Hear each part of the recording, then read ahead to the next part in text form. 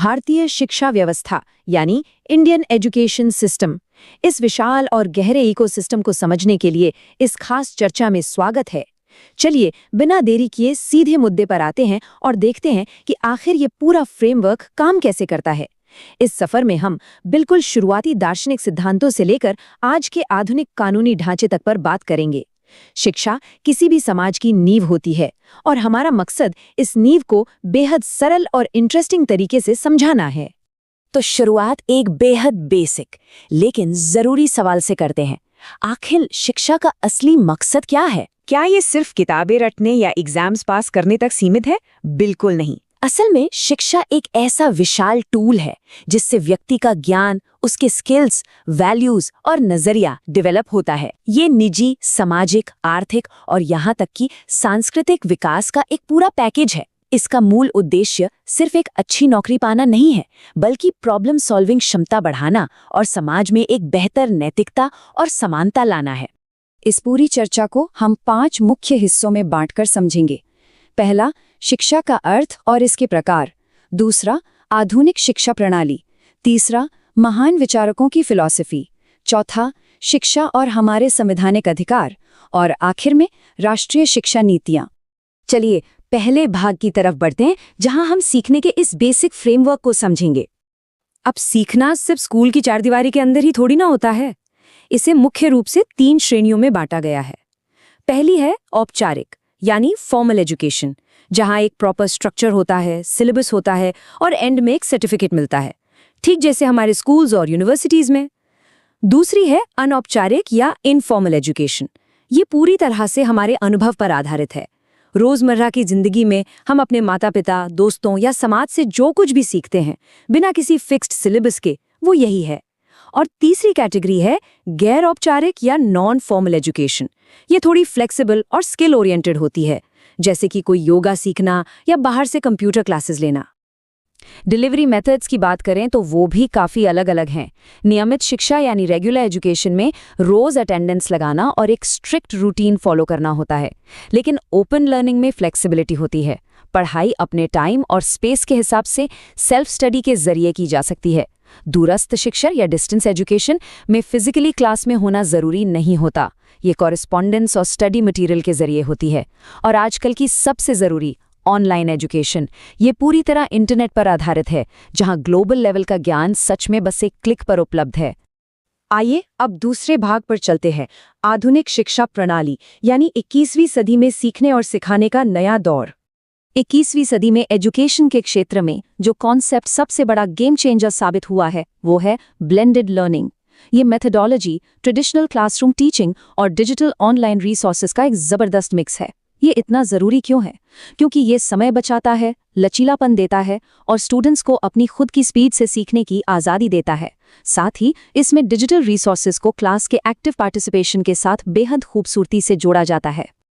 आज के दौर का एक और बेहद अहम हिस्सा है समावेशी शिक्षा यानी इंक्लूसिव एजुकेशन। इसका बेसिक आइडिया बहुत ही खूबसूरत है। सभी बच्चों को, चाहे उन्हें कोई डिसेबिलिटी ही क्यों ना हो, एक डिस्क्रिमिनेशन फ्री और कोलैबोरेटिव माहौल में समान अवसर देना। इसका मूल उद्देश्य यही है कि पाठ्यक्रम यानी करिकुलम को बच्चों की ज़रूरत के हिसाब से अडैप्ट किया जाए। यही चीज़ इसे बाकी एजुकेशनल सेटिंग से बिल्कुल अलग बनाती है। इसे थोड़ा और डिटेल में समझते हैं।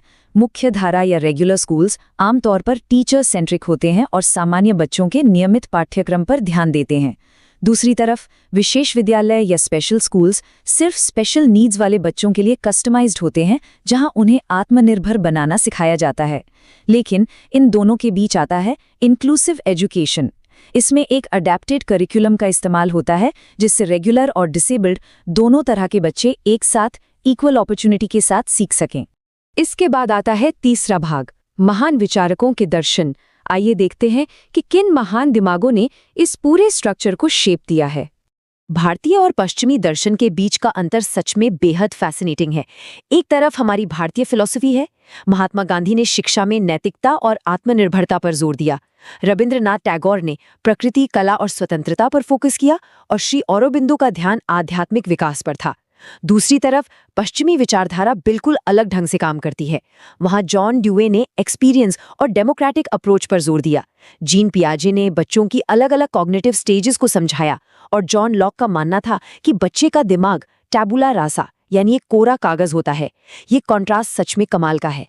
इन दार्शनिक बातों को थोड़ा प्रैक्टिकल लेवल पर देखें तो मरिया मोंटेसोरी का इम्पैक्ट बिल्कुल साफ नजर आता है।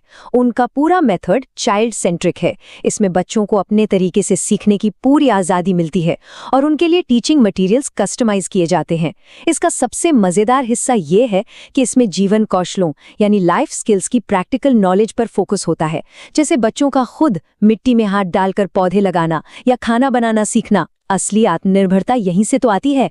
चलिए अब चौथे भाग की तरफ बढ़ते हैं, शिक्षा और संविधान। देखते हैं कि हमारा लीगल फ्रेमवर्क इन फिलॉसफीज को मैंडेट में कैसे बदलता है। हमारा संविधान सिर्फ बढ़ावा ही नहीं देता बल्कि इसकी गारंटी भी देता है, जैसे कि अनुच्छेद 21A जो 6 से 14 वर्ष के बच्चों के लिए मुफ्त और अनिवार्य शिक्षा सुनिश्चित करता है। फिर आते हैं अनुच्छेद 15, 29 और 30 जो समान अवसर और माइनॉरिटी राइट्स की बात करते हैं। निर्देशक सिद्धांतों में अनुच्छेद 45 और 46 के तहत पिछड़े वर्गों के लिए सामाजिक न्याय और शिक्षा को प्रायोरिटी दी गई है। और हाँ, अनुच्छेद 51A के तहत शिक्षा प्राप्त करना एक मौलिक कर्तव्य भी है। ये पूरा कानूनी ढांचा सभी के लिए एक्सेस और सोशल जस्टिस पक्का करता है। अब जरा इस 25% के आंकड़े पर गौर किया जाए। शिक्षा का अधिकार कानून यानी RTA एक्ट 2009 के तहत सभी निजी स्कूलों में अंडर प्रिविलेज्ड बैकग्राउंड के बच्चों के लिए 25% सीटें स्ट्रिक्टली आरक्षित यानी रिजर्व की गई हैं। इसका सीधा सा लक्ष्य समाज में हर एक को इक्वल अपॉर्चुनिटी देना है। इसी तरह एक और बेहद जरूरी आंकड़ा है 5%। RPWD अधिनियम 2016 दिव्यांग छात्रों के लिए उच्च शिक्षा में 5% आरक्षण लाजमी करता है। इसके साथ ही स्कूलों में बैरियर फ्री और समावेशी माहौल देना कानूनन अनिवार्य है ताकि फिजिकल ऑब्स्टिकल्स की वजह से किसी की पढ़ाई न रुके। आइए अब आखिरी भाग पर आते हैं, राष्ट्रीय शिक्षा नीतियाँ। आज़ादी के बाद से हमारी रणनीति यानी स्ट्रैटेजी कैसे विकसित हुई है, ये देखना बहुत दिलचस्प है। आज़ादी के बाद से ही एक क्लियर हिस्टोरिकल प्रोग्रेशन देखने को मिलता है। 1948-49 में बेसिक प्राइमरी एजुकेशन के विस्तार पर काम शुरू हुआ। फिर 1952-53 में पाठ्यक्रम यानी करिकुलम इम्प्रूवमेंट पर जोर दिया गया। उसके बाद 1964-66 में कोठारी कमीशन ने आकर शिक्षा की गुणवत्ता और तकनीकी शिक्षा पर अपना ध्यान केंद्रित किया। और ठीक उसके बाद 1966 में चाइल्ड सेंट्रिक एजुकेशन को लेकर बड़े रिफॉर्म्स आए। उसी क्रम को आगे बढ़ाते हुए राष्ट्रीय शिक्षा नीति 1986 और उसकी कार्य योजना 1992 सामने आई। इन नीतियों का सबसे बड़ा लक्ष्य प्राइमरी एजुकेशन को यूनिवर्सल बनाना था। इसमें ग्रामीण इलाकों और पिछड़े वर्गों तक शिक्षा की सीधी पहुंच बनाने, करिकुलम को मॉडर्नाइज करने और टीचर्स की ट्रेनिंग को और भी बेहतर बनाने पर सबसे ज्यादा जोर दिया गया। और अब बात करते हैं NEP 2020 की। पिछली सभी नीतियों की नींव पर आगे बढ़ते हुए इस नई नीति ने 5+3+3+4 का एक नया स्ट्रक्चर पेश किया है। इसका पूरा फोकस 3 से 18 वर्ष के बच्चों के लिए एक होलिस्टिक, मल्टीडिसिप्लिनरी, फ्लेक्सिबल और मल्टीलिंगुअल सीखने का माहौल तैयार करना है, जो उन्हें किताबी ज्ञान के साथ साथ प्रैक्टिकल दुनिया के लिए भी तैयार करे। इस विश्लेषण के अंत में एक आखिरी सवाल पर विचार करना जरूरी है। एक तरफ हमारी मजबूत नीतियां और कानून हैं और दूसरी तरफ डिजिटल डिवाइड जैसी ग्राउंड लेवल की बड़ी चुनौतियां।